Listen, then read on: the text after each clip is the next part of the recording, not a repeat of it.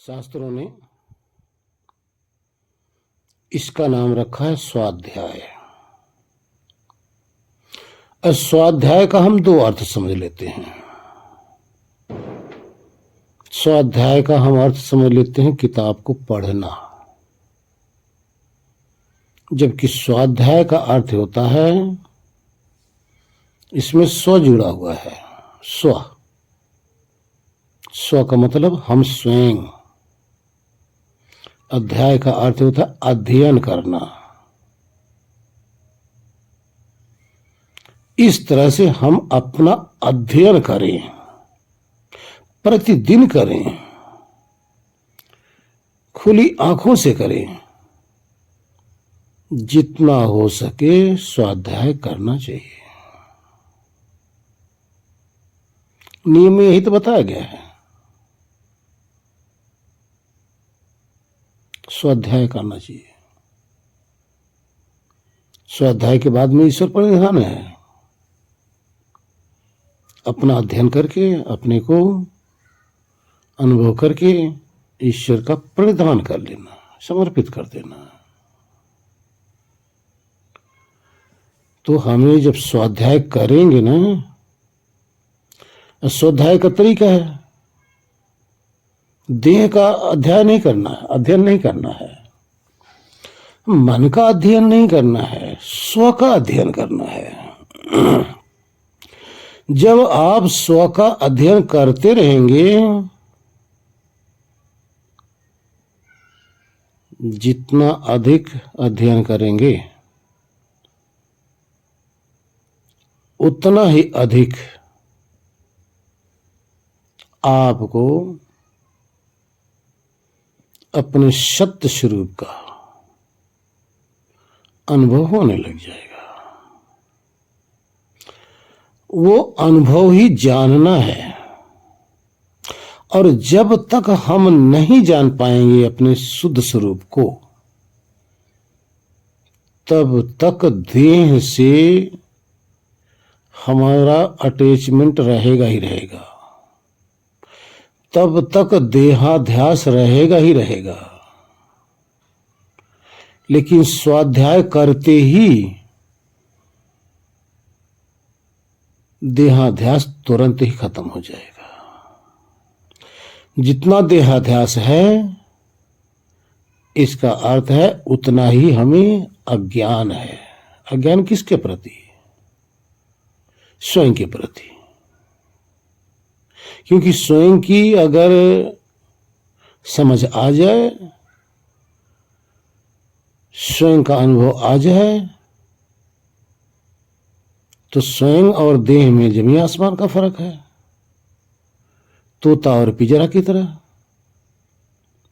वस्त्र और देह की तरह, इंद्रियां और देह की तरह, बिजली और इंस्ट्रूमेंट की तरह। जैसे बिजली है, आपके यहाँ टीवी चल रहा है, लाइट चल रही है, पंखा चल रहा है, एसी चल रहा है, कूलर चल रहा है, मोटर चल रही है। जैसे स्वाध्याय करते ही बिजली यानी विद्युत शक्ति और इन जितने भी इंस्ट्रूमेंट आपके घर में लगे हुए हैं, इसका ज्ञान हो जाता है। जब बिजली का ज्ञान हो गया, तो टेलीविजन चल रहा है, एसी चल रहा है, कूलर चल रहा है, पंखे चल रहे हैं, सब का ज्ञान आपको हो जाएगा। तभी आपको पता चलेगा इसमें करंट नहीं है। अब क्या करेंगे? लाइट ऑफ है, आप लाइट जला के देखेंगे। जब लाइट जलाते हैं, बल्ब जल गया तो बिजली है। बल्ब नहीं जला तो आप यही कहेंगे कि बिजली गई हुई है। अब बताओ, इससे तो आप पता कर रहे हो वही चीज तो आप हो, वही चीज तो इस देह में और आपका संबंध है। करंट और इंस्ट्रूमेंट का, आपकी शरीर इंस्ट्रूमेंट है और आप करंट हैं।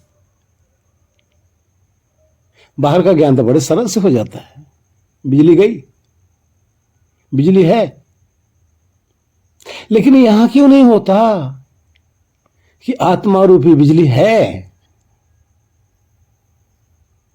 जब आत्मा रूपी बिजली के विषय में आप जान लेते हैं ना, तब आप देखेंगे कि ये सारा जितने भी है ना, ये बनाया गया है भाई। ये सारी शरीर जो चल रही है ना,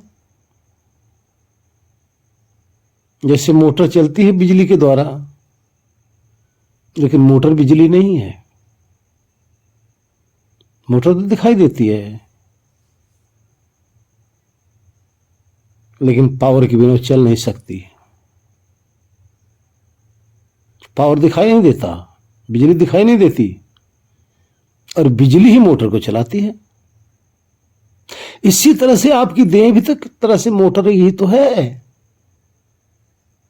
देह चल रही है किससे? करंट से, बिजली से चल रही है। और वो बिजली कौन है? अरे मेरे भाई, वही आप हो। तो आप कैसे पहचानोगे आत्मा रूपी बिजली, आत्मा रूपी करंट को पहचानो? क्योंकि यहां जो आत्मा रूपी करंट है, अपने आप को चिघाड़ के, शोर मचाकर, ललकार कर अपने आप को बताता रहता है। मोटर में जो बिजली है, एसी में जो बिजली चल रही है, वो कुछ नहीं बताती, वो कुछ नहीं कर सकती। उसके जाने के बाद में उसका काम ठप हो जाएगा बस। जब रह रही है तो बस काम हो रहा है, लेकिन बता नहीं रही है। लेकिन आत्मा रूपी जो बिजली है, वो तो ललकार के बता रही कि मैं हूं भाई, मैं हूं।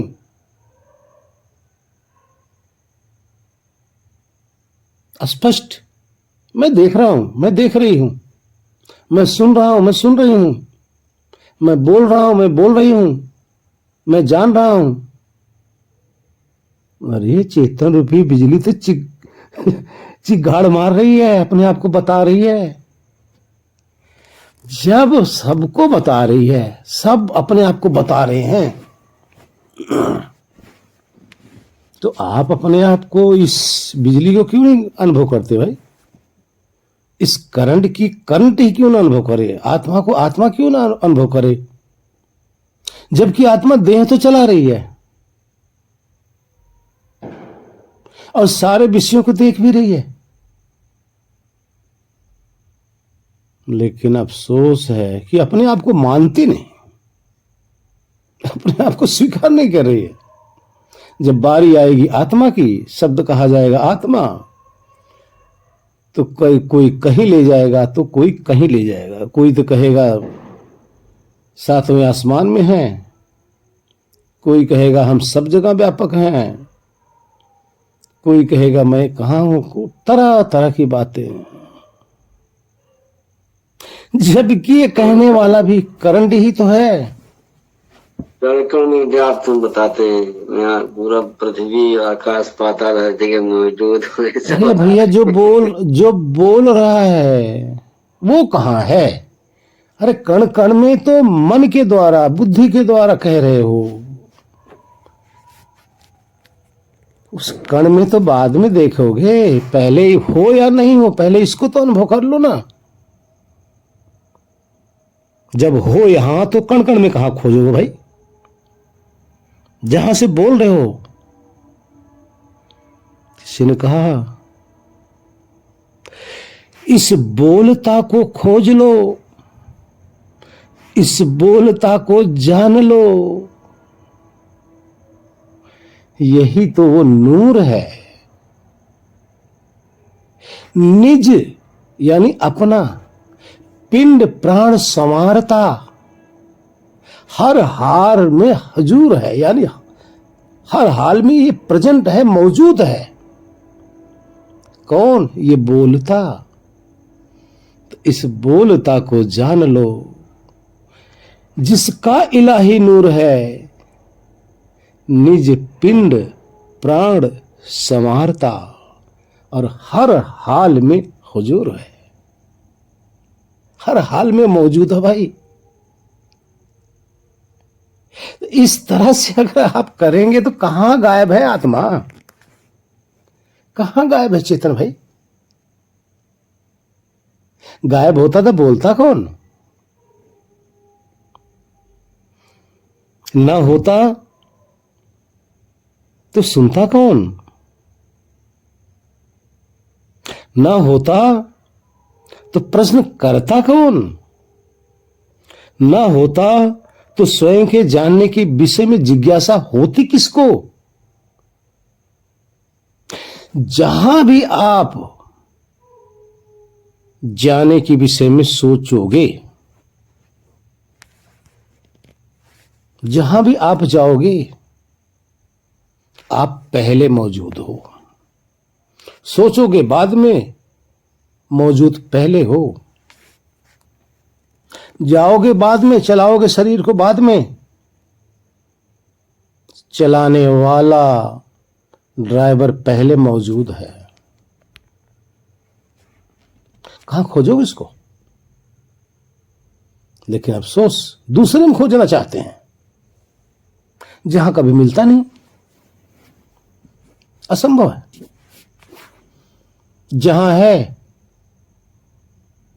जो है उसको खोजते नहीं, जो है नहीं, जहां है ही नहीं वहां खोजने में लगे हुए हैं। है ना ज्ञान दशा। कैसे मिलेगा, कहां मिलेगा, कैसे मिल सकता है, ना संभव ही नहीं है। इसलिए जिधर आप देखोगे, एक बचपन में हम सुनते थे कहानी, वैसे शेर बनाया गया है कि तन गोरा मुख सांवला, बसे समुंदर तीर, और पहले रण में वे लड़े, एक नाम दो वीर।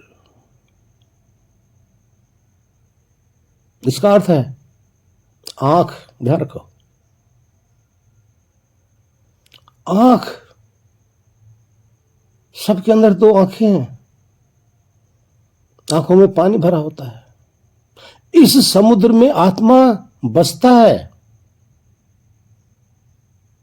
पहले रण में वे लड़े, जब प्रथम लड़ाई होती है, लड़ाई का अर्थ जब सामने भी एक चेतन हो और इधर भी एक चेतन हो, उधर भी एक देहधारी हो, इधर भी देहधारी हो, तो सबसे पहले इसी आंखों से इस चेतन ने उस चेतन को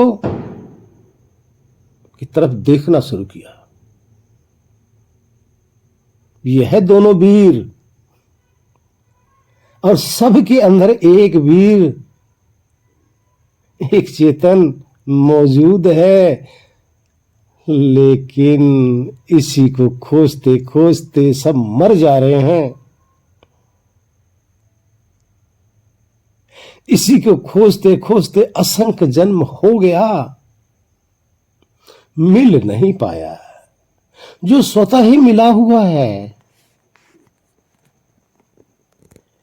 जो बिछुड़ता ही नहीं, और इसी को ना समझी के कारण से नहीं जान पाते हैं। और यही अंतकाल में जब इस पिंजरे से ये पंछी निकल जाता है ना, सब रोने चिल्लाने लग जाते हैं। उस समय ये पक्षी जो इस देह रूपी पिंजरे में था, यहां का सब कुछ छोड़ के विदा हो जाता है, अलविदा हो जाता है। जब अलविदा हो गया तो सब रोने लग गए। किसके लिए? उस पक्षी के लिए। और जब पक्षी इस देह के अंदर इस पिंजरे में है तो उस पक्षी को कोई पहचान नहीं रहा। क्या अचंभे वाली बात है। पिंजरे में है तो पहचान नहीं रहा, जब पिंजरे से उड़ गया तो उसके लिए रो रहा है। बोलो किसके लिए रोया? अगर उस आत्मा के लिए रोया, आत्मा रूपी पक्षी के लिए, तो उसको तो कभी जीवन में पहचाना ही नहीं, तो क्यों रोया? रोते तो गुरु जी आत्मा के लिए है, शरीर के लिए कौन रोता? शरीर तो पड़ा ही रहता है। लेकिन दैनिक जीवन में सब महत्व शरीर को दे रहे हैं ना, उस तोते के लिए तो कोई दे ही नहीं रहा भाई। और लास्ट में जिस देह के लिए सब कुछ हो रहा है, और उसी देह को वही लोग ले जाके फूंक डालेंगे। तो बोलो, ये तोता अभी है कि नहीं है? अभी है, बस उसी को जानना है भाई। वो हो ही, जी गुरु जी। वो हो ही। और देखिए, ये तोता दिखाई नहीं देता, इसको कोई आज तक देख नहीं पाया और देखने का विषय भी नहीं है। इस तोते को कभी कोई सुन नहीं पाया, सुनने का विषय भी नहीं है। इस तोते को कभी कोई चख नहीं पाया, क्योंकि चखने का विषय नहीं है। इस तोते को कभी कोई सूंघ नहीं पाया, सूंघने का भी विषय नहीं है। इस तोते को कभी छू नहीं पाया कोई, क्योंकि छूने का भी विषय नहीं है। अब बताओ, जिसका गुरु जी, जो दृष्टा और दृश्य का जो रहता है ना, दृश्य और दृष्टा, इससे अनुभव ज्यादा अच्छा बनता है गुरु जी।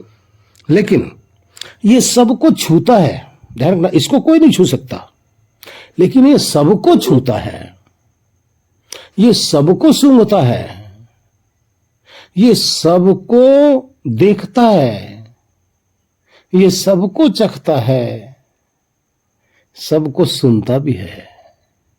ये वो तोता है, लेकिन इसको कोई न सुन सके, न देख सके, न छू सके, न रस ले सके, वो विषय ही नहीं है। जिसको ये गुरु जी, ये दृष्टा है, लेकिन विषय में दिखाई देता है, न पकड़ में आता है, न खोज में आता है। क्योंकि सिर्फ एक एनर्जी है, ये सिर्फ एक शक्ति है, शक्ति का रूप नहीं होता भाई। शक्ति सूक्ष्म होती है, अति सूक्ष्म होती है।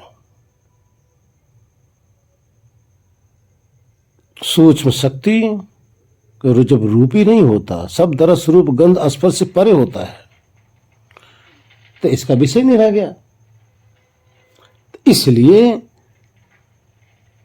ये ज्ञान, ये हुनर जिन्होंने पहले इसका अनुभव कर लिया, उनके पास होता भाई।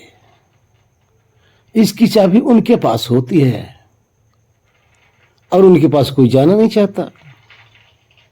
जाते भी हैं तो भाई तरह तरह के हैं, बैठे हुए हैं, सबकी अपनी दुकानदारी है, उस पर क्यों कहूं कुछ, उस पर कहना उचित नहीं होता। ध्यान रखो कि करोड़ों की तादाद में इसको जानने के लिए, इसको समझने के लिए लगे भी हैं, लेकिन बिरला कोई समझ भी पाता है। और है इतना ही जी, बहुत ही सरल,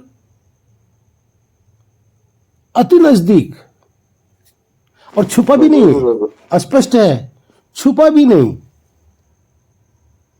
दरअसल गुरु जी, इसमें टक्कर जानते हैं क्या है? रिकॉर्डिंग तो नहीं चल रही गुरु जी? कर रहे हैं जी जी जी, स्पष्ट है, क्लियर है, यही है, फिर भी समझ नहीं आ रही है।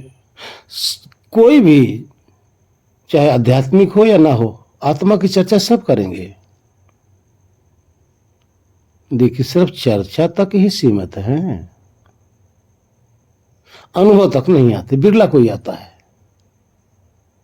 जो अनुभव में आ गया। प्रणाम बोलेंगे गुरु जी। इसमें हमारे चक्कर में ना, कोई इसमें नाद में लगा रखा है, और किसी ने प्रकाश में लगा रखा है, कोई इसमें वाइब्रेशन में लगा रखा है, उसी में सब फंसाए पड़े हैं। लेकिन जो जान रहा है उसको नहीं, उस पर नहीं ले जाते हैं साधकों को, यही फंसाए रखते हैं, वहां छुड़ाते ही नहीं। जी जी, ठीक है, उनकी अपनी विधि है, उनका अपना ज्ञान है, लेकिन ये भी ध्यान रखो कि जिसके पास जितना होगा उतना ही तो देगा ना। ये ज्यादा डिमांड आप करोगे तो कैसे मिल जाएगा? इसलिए जिसके पास जो है वो दे रहे हैं, देना सब चाहते हैं।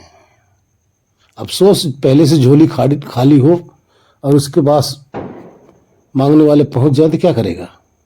खाली झोली तो पकड़ाएगा ना।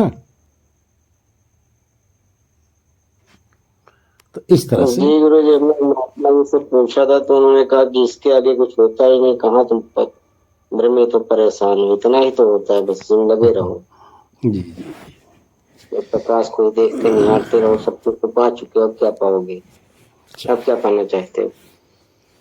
ठीक है, उनका अपना विषय है। दृष्टि पड़ी सो माया हो संतो, दृष्टि पड़े सो माया हो संतो, दृष्टि पड़े सो माया। वह तो अचल अलेख एक है, ज्ञान दृष्टि में आया। वह तो अलख अलेख एक है, ज्ञान दृष्टि में आया। सतगुरु दिए बताए आप में, है माही सत सोई। सतगुरु दिए बताए आप में, है माही सत सोई। अरे दूजा कीर्तम थाप लिया है, मुक्त कौन विधि होई। दूजा कीर्तम थाप लिया है, मुक्त कौन विधि होई। संतो दृष्टि पड़े सो माया, वह तो अचल अलेख एक है, ज्ञान दृष्टि में आया। संतो दृष्टि पड़े सो माया। काया छाई त्रिगुण तत्व की, बिन से कहवा जाई। जल तरंग जल ही से उपजे, फिर जल माहि समाई। जल तरंग जल ही सो उपजे, फिर जल माहि समाई। कि संतो दृष्टि पड़े सो माया, वह तो अचल अलेख एक है, ज्ञान दृष्टि में आया। संतो दृष्टि पड़े सो माया। ऐसी देह सदा गति सब की, हरदम कोई उच्चारे। आपे भयो नाम धरि न्यारा, माया देखी विचारे। ऐसी देह सदा गति सब की, हरदम कोई उचारे। आपे भयो नाम धरि न्यारा, माया देख विचारे। कि संतो दृष्टि पड़े सो माया, वह तो अचल अलेख एक है, ज्ञान दृष्टि में आया। संतो दृष्टि पड़े सो माया। आप रहे समाय समुझ में, ना कहूँ जाय न आवे। ऐसी दशा समुझ परे जब, पूजे काह पुजावे। आप रहे समाय समुझ में, ना कहूँ जाय न आवे। ऐसी दशा समुझ पड़े जब, पूजे काह पूजावे। कि संतो दृष्टि पड़े सो माया, वह तो अचल अलेख एक है, ज्ञान दृष्टि में आया। संतो दृष्टि पड़े सो माया। धरे न ध्यान करे न जप तप, राम रहीम न गावे। धरे न ध्यान करे न जप तप, राम रहीम न गावे। और तीर्थ भरत सकलो भ्रम छोड़ो, सुन दौर न जावे। तीर्थ बरत सकलो भ्रम छोड़ो, सुन दौर न जावे कि संतो दृष्टि पड़े सो माया। वह तो अचल अलेख एक है, ज्ञान दृष्टि में आया कि संतो दृष्टि पड़े सो माया। जोग जुगत से अंदर बैठो, आप अपन को सूझे। जोग जुगत से अंतर बैठो, आप अपन को सूझे। कह कबीर कोई संत जौहरी, जो या समझो बूझे। कह कबीर कोई संत जौहरी, जो या समझे बूझे कि संतो दृष्टि पड़े सो माया। वह तो अचल अलेख एक है, ज्ञान दृष्टि में आया कि संतो दृष्टि पड़े सो माया। हो संतो दृष्टि पड़े सो माया। हो दृष्टि पड़े सो माया।